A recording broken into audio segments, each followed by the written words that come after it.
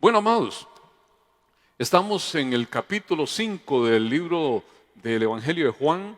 Extraordinario, todo el libro de Juan, toda la palabra es tan rica, tan abundante, pero este tiene un especial detalle aquí. El capítulo 5 habla de algo que sucede en un sitio que es el estanque de Betesda.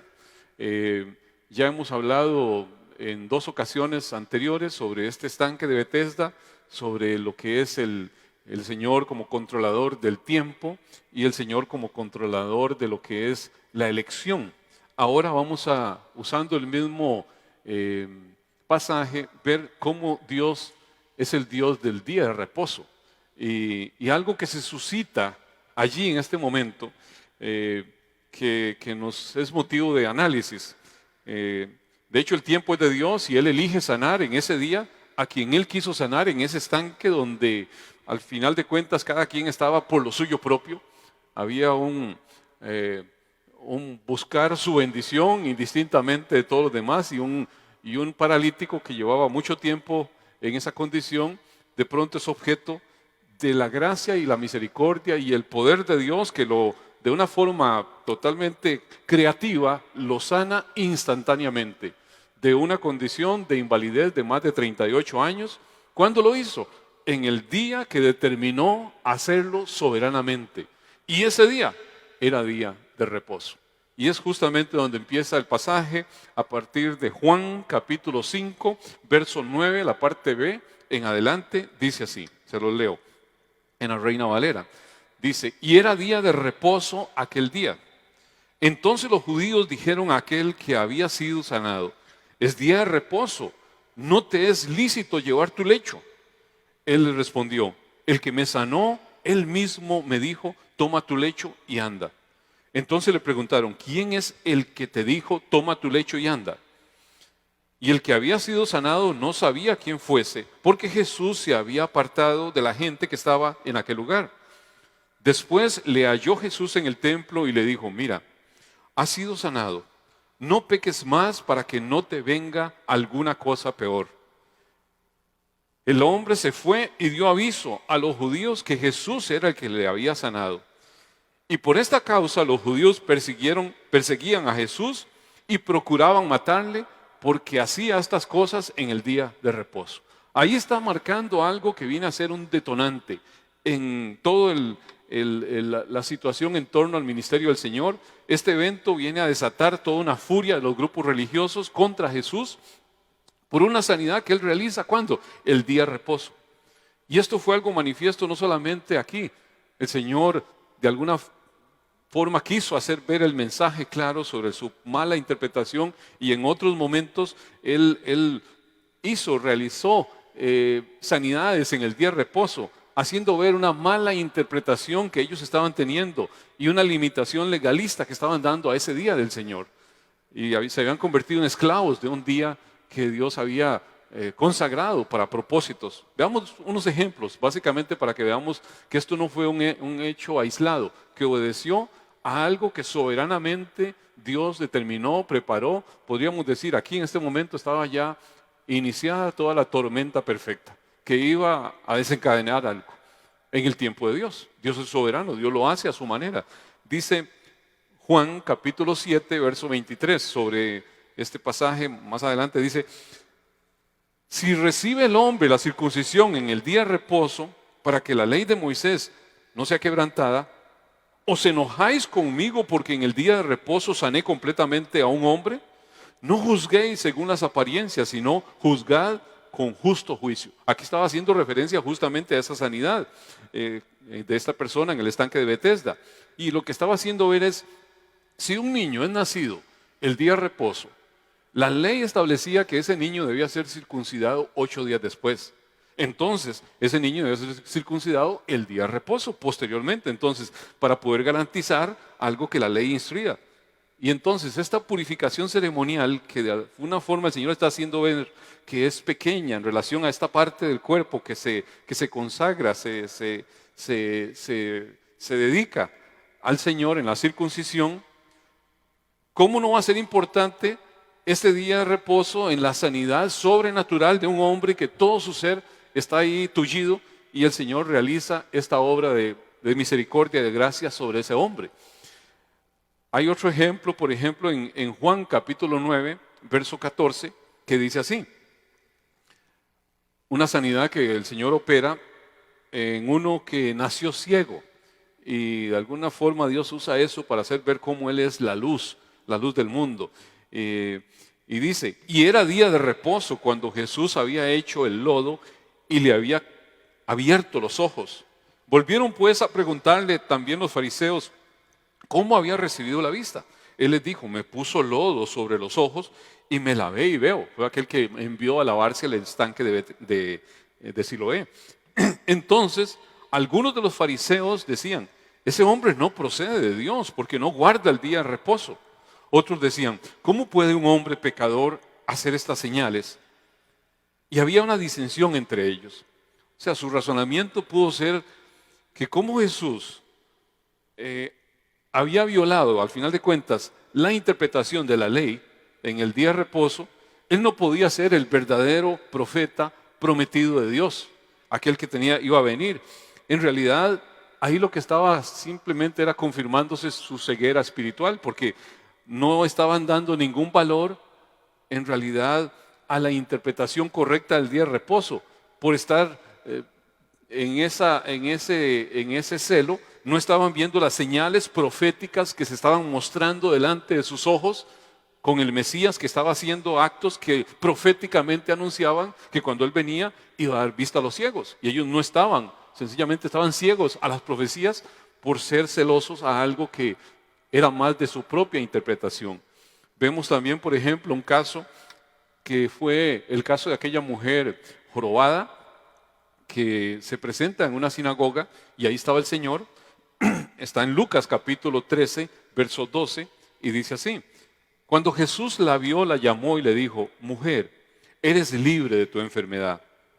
Y puso las manos sobre ella y ella se enderezó luego y glorificaba a Dios.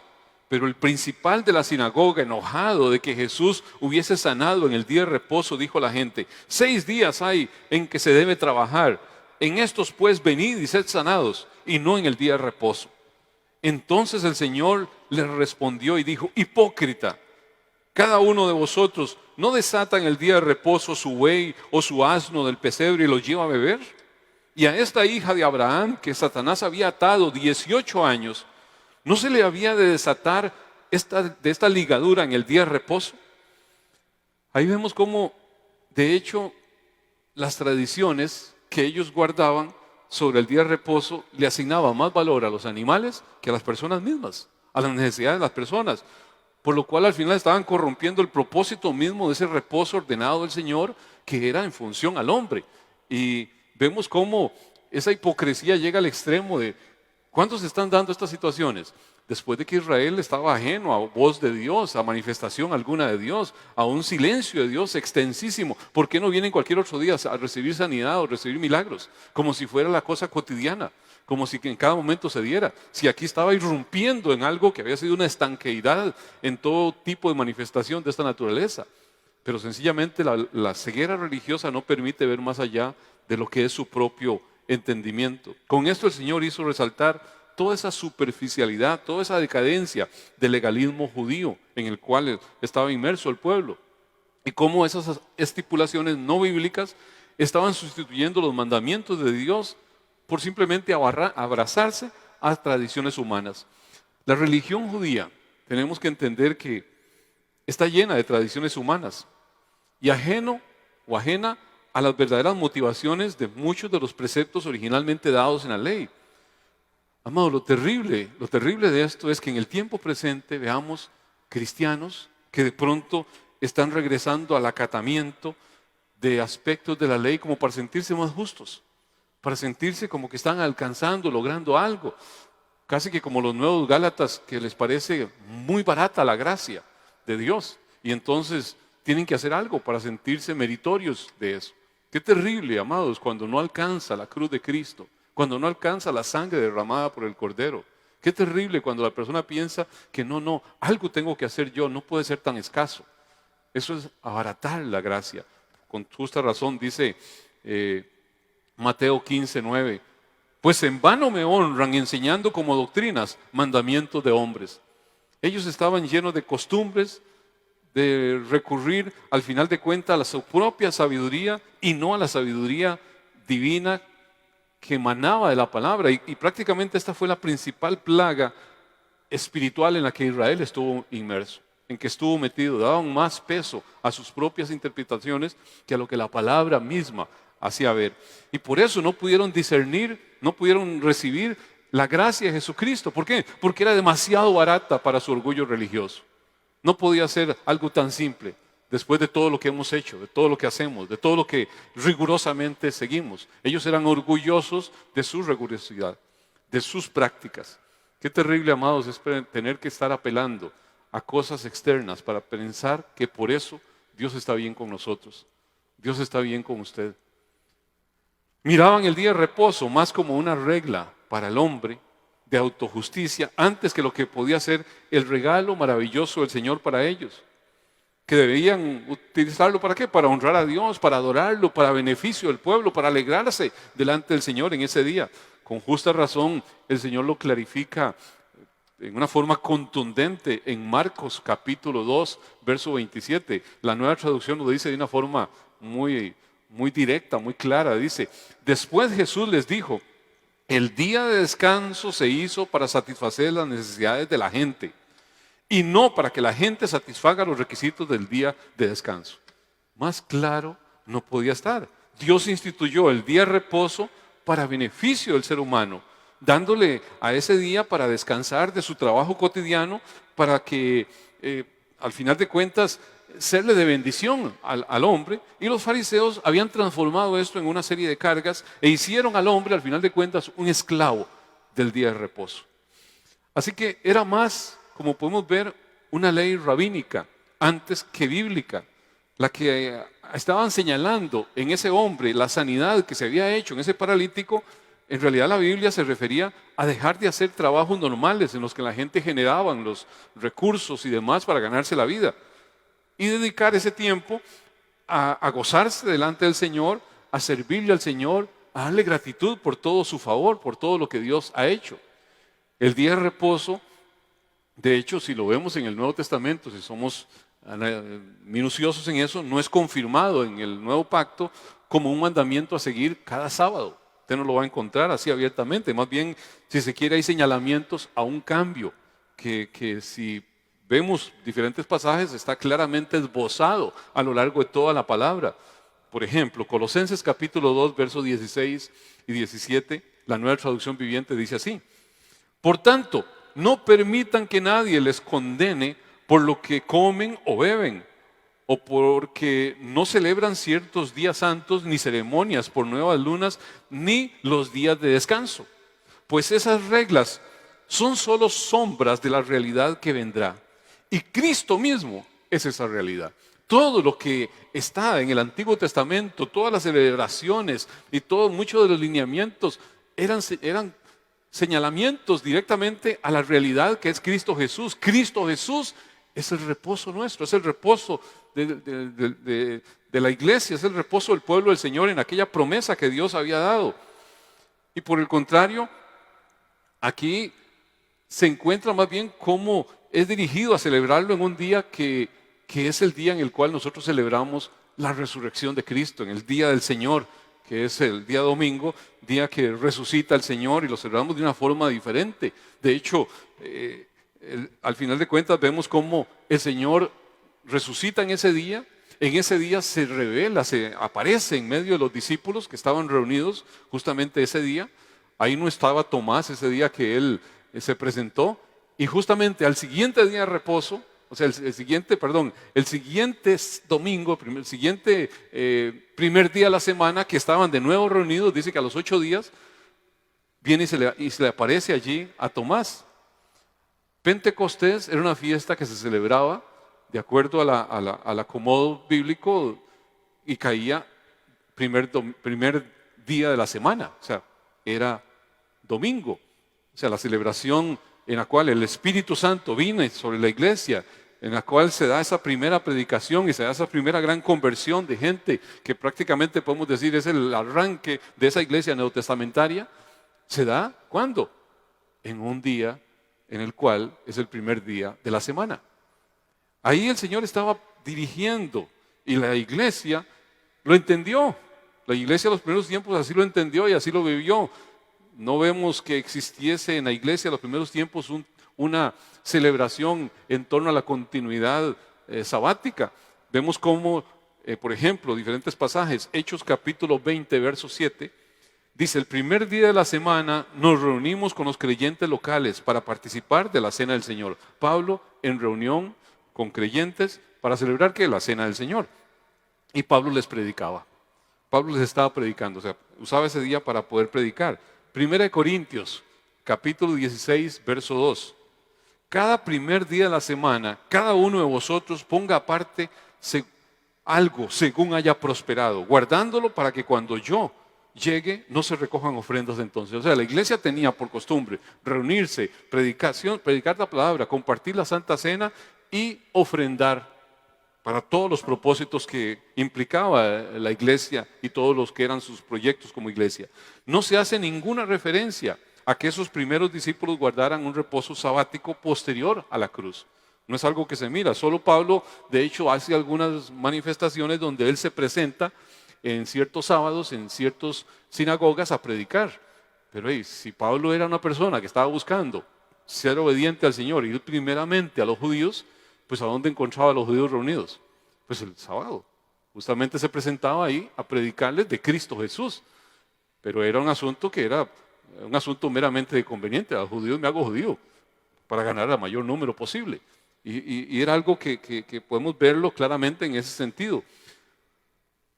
Usted y yo somos una nueva creación en Cristo Jesús. Y esa nueva creación tiene su cumplimiento pleno en la resurrección de Cristo Jesús, la cual tuvo lugar ¿cuándo? El primer día de la semana, o sea, el domingo. Efesios capítulo 2, verso 10 dice: pues somos la obra maestra de Dios. Él nos creó de nuevo en Cristo Jesús, a fin de que hagamos las cosas buenas que Él preparó para nosotros tiempo atrás.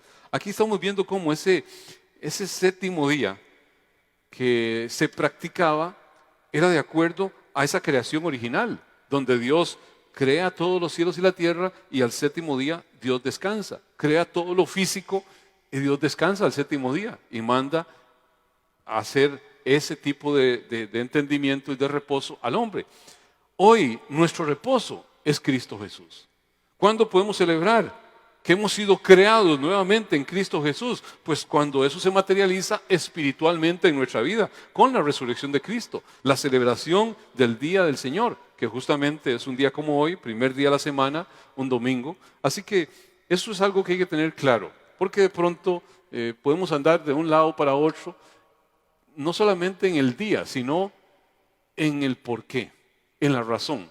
Y aquí es donde tenemos que tener esto en cuenta y analizar justamente este celo salido en realidad de todo lo que es el propósito, el plan de Dios. Veámoslo versículo a versículo, este pasaje para poder entenderlo bien.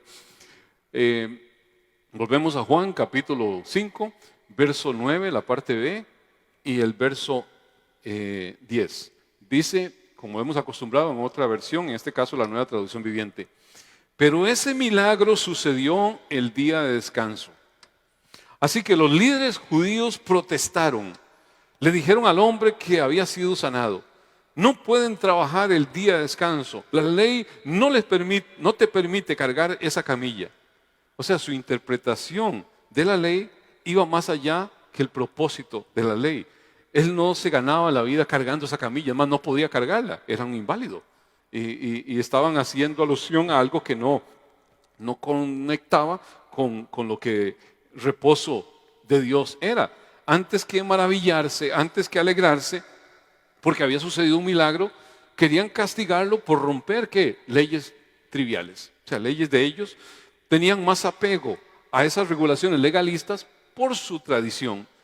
Así que al final de cuentas, sus propias interpretaciones era ese celo que era más un celo por ellos mismos que un celo por el Señor, porque eran sus interpretaciones, eran sus regulaciones. Y si de alguna manera a alguien se le salía de eso, se le estaba saliendo de su control.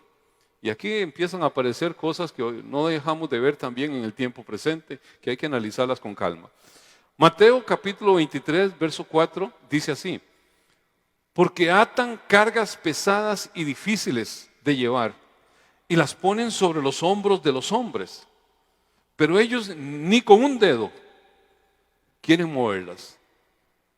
El legalismo es algo que exalta la ley por encima de la gracia y al final de cuentas cree que sus acciones le justifican para ser salvos, para sentirse como que yo lo obtuve. Quitan la libertad de las personas y al final las encadenan a áreas en las cuales donde el Señor los ha dejado libres y simplemente los someten a pesadas cargas. Se dan a veces un sobreénfasis en reglas menores antes que en el sentido espiritual de por qué Dios dio esas reglas. Y eso es lo trágico cuando hacemos cosas porque toca hacerlas, porque así es, sin entender para quién las hacemos, por qué las hacemos. ¿Qué sentido tiene en nuestro sentir el hacerlos? Y si vemos el versículo 13 de este mismo pasaje de Mateo 23, dice: mas ay de vosotros, escribas y fariseos hipócritas. Esto es una lista de ayes allí, donde él está quejándose de toda esa conducta religiosa que aparentaba celo de Dios, pero en realidad era más un asunto de ellos mismos. Porque cerráis el reino de los cielos delante de los hombres, pues ni vosotros entráis ni dejáis entrar a los que están entrando. O sea, habiéndose apartado de esa rectitud delante de Dios, buscaron al final de cuentas formas de crear una rectitud por ellos mismos y casi que hacia ellos mismos, y enseñaron a otros a hacer lo mismo. Entonces mucha de la gente que hacía, pues seguía a los fariseos, seguía a los maestros de la ley, antes que seguir realmente los preceptos ordenados por Dios. Había sido algo que se había convertido más en un asunto de dominio, de gobierno, de personas.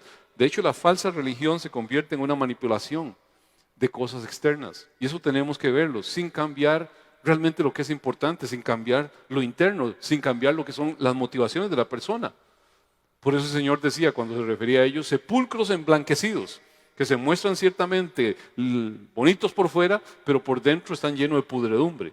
Qué terrible cuando es el aspecto, cuando es la apariencia, lo que al final motiva todo lo que se hace. En vez de considerar como un día sagrado, especialmente dedicado a obras de gratitud y alabanza, no era un asunto para ganarse la salvación, era por la salvación que Dios nos da, era dejar de hacer cualquier cosa para simplemente agradecer a Dios, no para ser merecedor de la salvación, como de alguna forma lo querían hacer ver. Su parecer era que el hombre había sido hecho para el día de reposo, y no al contrario, como el Señor se los hace ver. Pero ellos no aplicaban correctamente la ley. Si nosotros nos vamos a ver la ley en sí, ¿qué decía? Dos pasajes que señalan a lo que la ley hace ver. Éxodo capítulo 20, verso 10 dice: mas el séptimo día es reposo para Jehová tu Dios. No hagas en él obra alguna, tú, ni tu hijo, ni tu hija, ni tu siervo, ni tu criada, ni tu bestia, ni tu extranjero que está dentro de tus puertas. Un llamado a suspender las labores. Dice Nehemías capítulo 13, verso 15. En aquellos días vi en Judá a algunos que pisaban en lagares en el día de reposo, y que acarreaban haces, y cargaban asnos con vino, y también de uvas, de higos, y toda suerte de cargas, y que traían a Jerusalén en día de reposo, y los amonesté acerca del día en que vendían las provisiones. Aquí claramente está haciendo ver ese señalamiento, porque la ley lo que limitaba es el trabajo usual que produce una ganancia, que se supone que es un comercio, que es un mercadeo para beneficio propio, y no para hacer el bien, y no para gozarse delante del Señor. Pero los judíos habían armado toda una lista interminable de labores no permitidas en ese día de reposo, y hasta la fecha.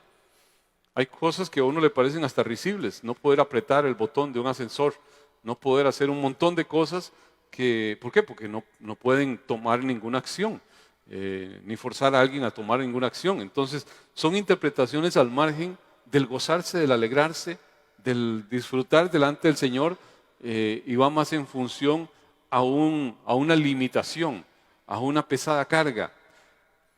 Dice el versículo 11: Pero él respondió, este hombre, el hombre que me sanó me dijo, toma tu camilla y anda.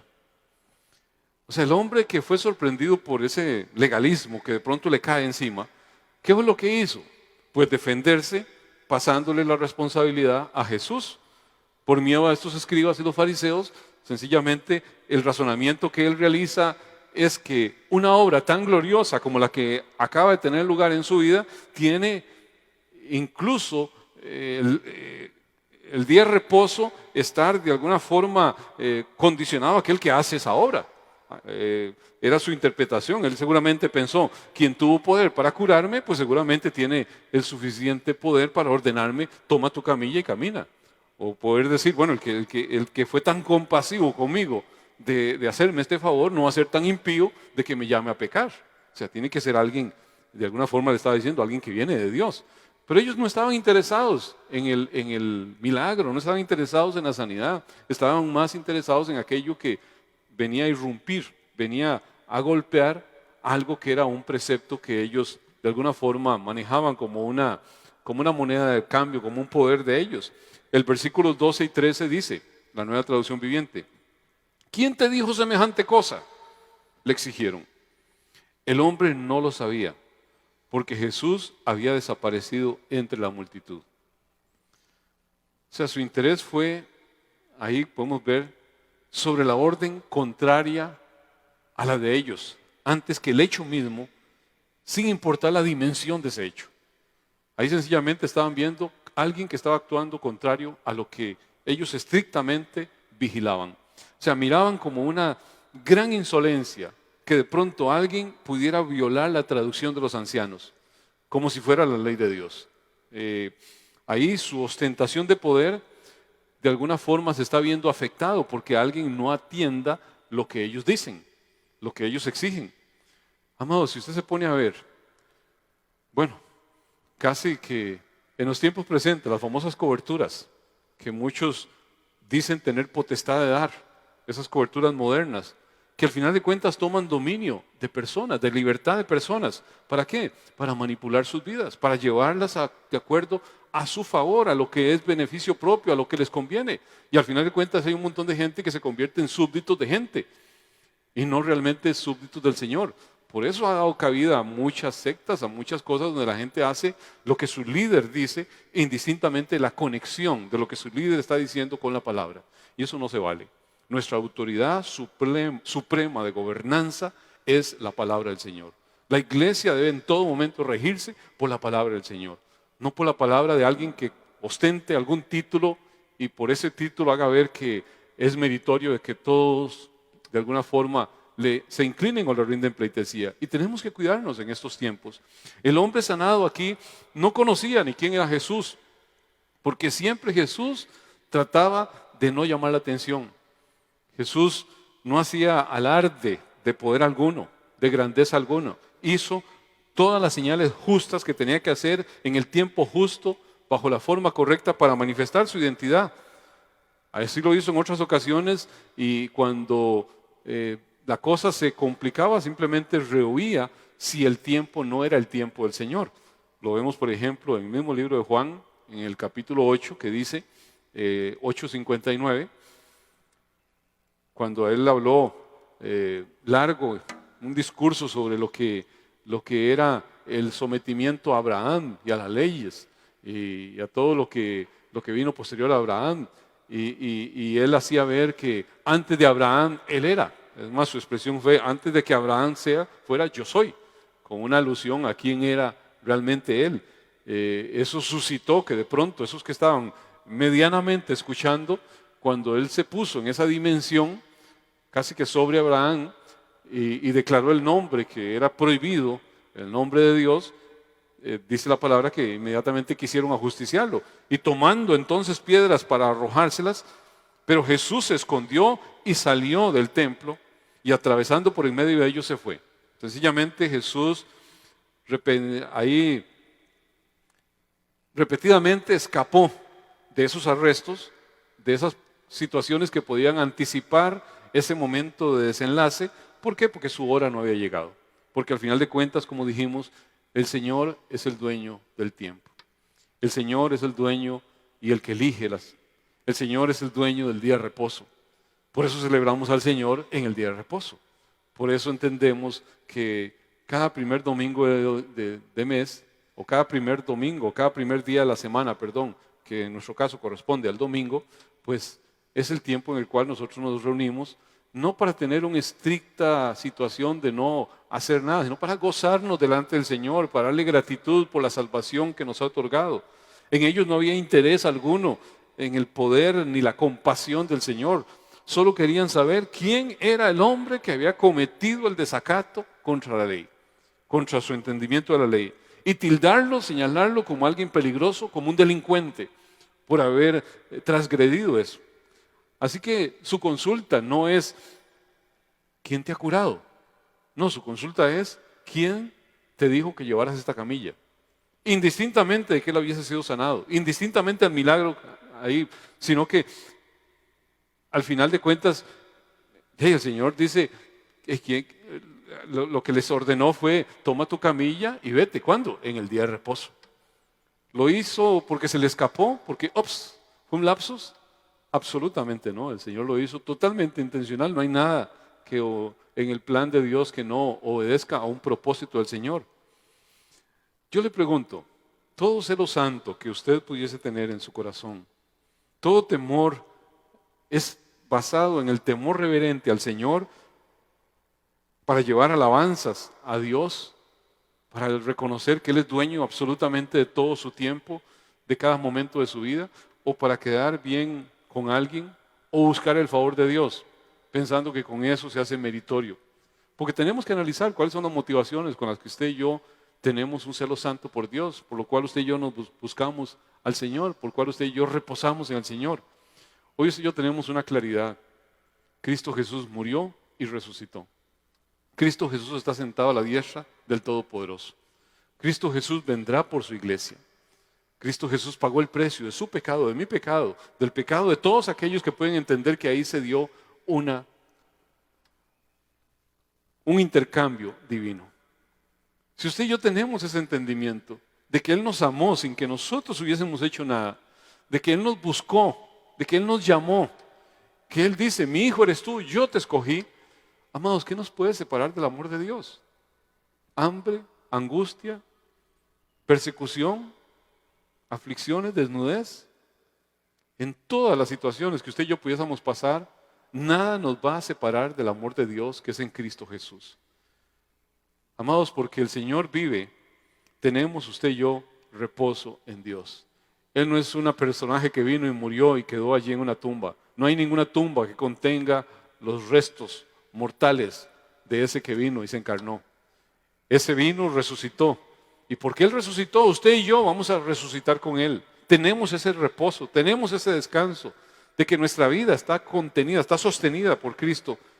Y hoy es un día en que debemos nosotros reflexionar y ver hacia adentro. ¿Por qué celebramos este día? ¿Por qué nos alegramos en este día? ¿Entendemos lo que este día es? Amados, yo les animo a que adoremos a aquel que vive y reina, aquel que vendrá por su iglesia, aquel que dice a su iglesia que Él viene pronto, aquel que su iglesia clama, ven Señor Jesús, tu iglesia te espera. ¿Es usted iglesia del Señor? ¿Es usted una persona que vive en el reposo del Señor? Yo le invito a que adoremos al que vive y reina por siempre, a Jesucristo, el Rey de los Reyes, el Señor de los Señores. Te damos gloria a ti, Señor.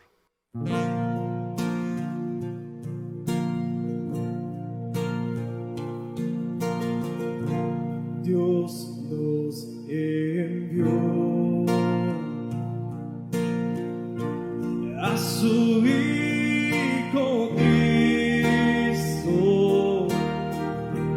Él les salvó, paz y perdón, vivió y murió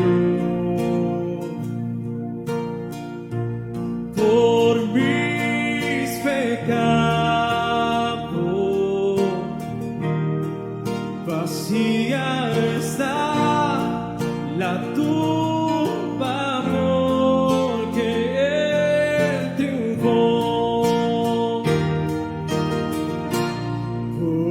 porque Él vive, triunfaré mañana,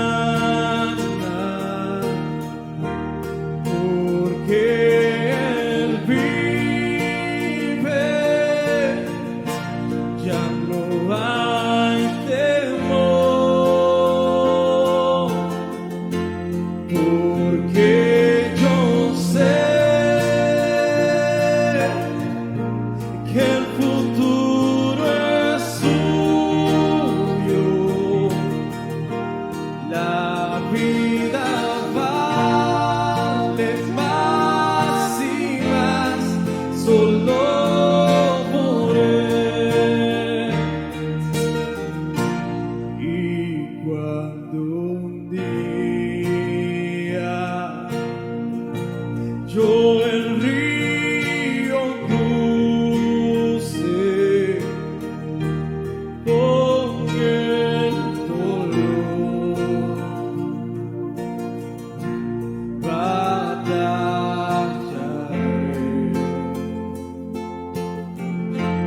y al ver el triunfo de la vida eterna, veré la luz de gloria, así veré al Rey, porque Él vive, triunfaré mañana, porque Él vive, ya no hay temor, porque yo sé que el futuro es suyo, la vida vale más y más solo por Él.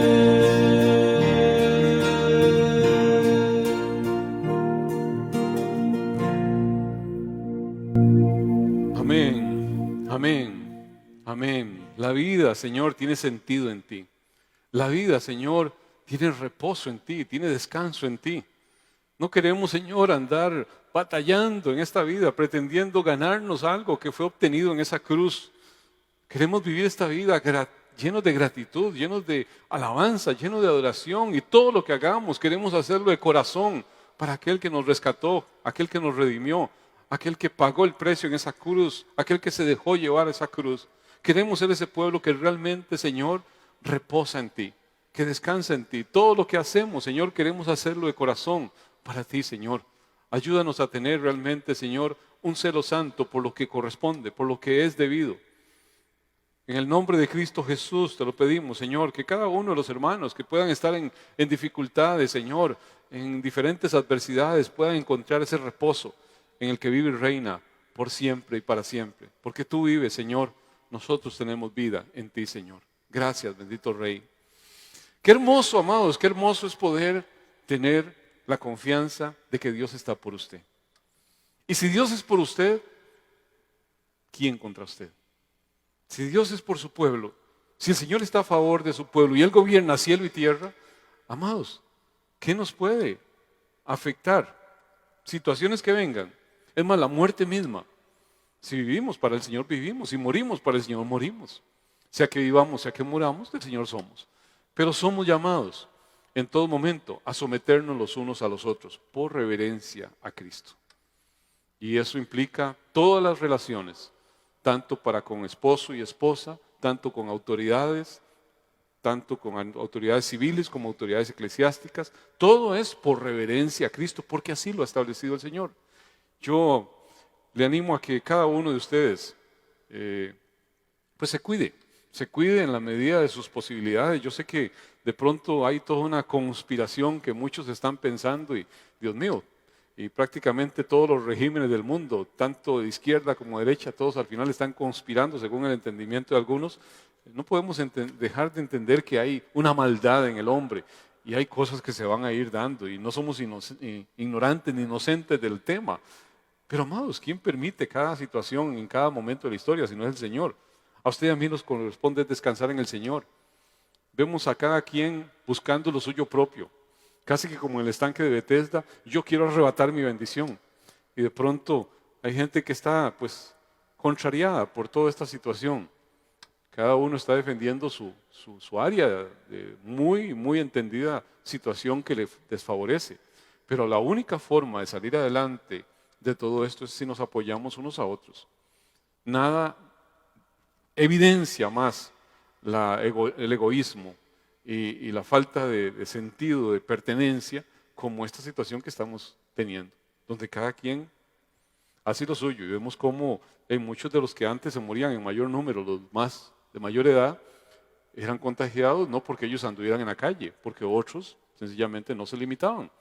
Y bueno, ahora la situación está desencadenada, no sabemos la dimensión a lo que va a llegar, pero a usted y a mí nos toca simplemente tomar las determinaciones que la autoridad competente nos hace saber, nos hace ver, y por eso nosotros hemos decidido pues no solamente respaldar este tiempo, sino desde antes nos habíamos sumado a un tiempo en el cual dijimos la iglesia va a tomar unos 2 semanas de quietud, de reposo, para no ser de ninguna forma gente que movilicemos, que permitamos que la gente esté movilizándose en estos días donde todo el mundo llama a quedarse quieto.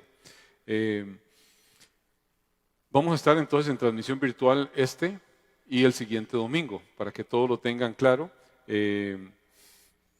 Sí quiero que oremos por varias personas que están afectadas. De algunos nos hemos dado cuenta porque nos han llamado, otros ahí de diferentes formas nos han llegado noticias, pero queremos orar por doña Marielo Cibaja.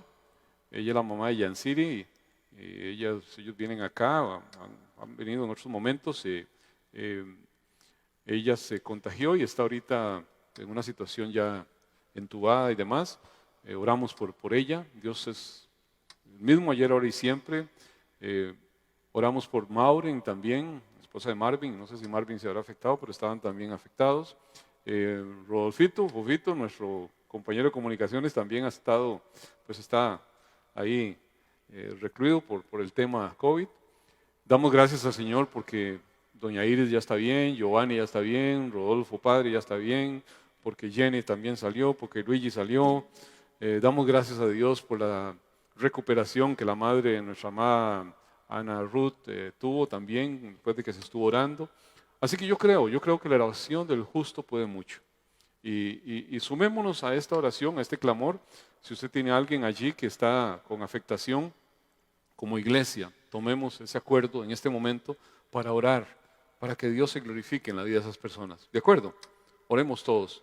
Padre, hoy venimos aquí delante de ti, Señor, presentando a cada una de estas personas que está necesitada de un favor, de un toque de esa gracia divina, Señor, para que tú intervengas de la forma en que lo tengas a bien, Señor, y permita, Señor, una recuperación, permitas una sanidad, permita, Señor, una intervención extraordinaria, totalmente, Señor, direccionada o sobrenatural, como tú dispongas, Señor. Tú eres el mismo ayer, ahora y siempre, y sea materializada, Señor, esa sanidad sobre estas personas. Padre, en el nombre de Jesús, haz señal para bien, de la cual puedan alabarte y exaltarte, no solamente ellos, sino sus familiares, y decir, grandes cosas ha hecho Dios con nosotros y estamos alegres. Señor, gracias. Gracias por todo lo que estás haciendo. Gracias por esa intervención divina, Señor. Gracias por la sanidad que han experimentado hermanos que hemos, Señor, llevado allí en oración delante de ti. Gracias, bendito Dios. Toda la gloria, toda la honra, todo el honor, toda la alabanza sean solamente, exclusivamente para ti. En el nombre de Cristo Jesús. Amén y amén. Bueno, amados, les bendigo conforme la palabra nos da ese llamado a decir, cuando el Señor dice así, bendecirás a mis hijos, a mi pueblo, declararás mi nombre sobre ellos y yo los bendeciré. O sea, la bendición viene de Dios, simplemente que alguien está en un momento dado pues tomando la palabra de Dios y anunciándola sobre ese pueblo. Y yo creo en la palabra de Dios, yo creo en la autoridad de ellas y yo creo que Dios es el Dios de toda bendición y en su nombre Dios hace maravillas. Así que les bendigo en ese nombre. Que el Señor Dios del cielo y de la tierra te bendiga y te guarde. Que ese buen Dios haga resplandecer su rostro sobre ti y tenga de ti misericordia. Que ese buen Dios alce sobre ti su rostro, llene tu vida, llene tu casa, llene tu corazón de paz. En el nombre del Dios Padre, del Dios Hijo y del Dios Espíritu Santo. Él es digno de toda la gloria, de toda la honra, de todo el honor y de toda la alabanza. Amén y amén.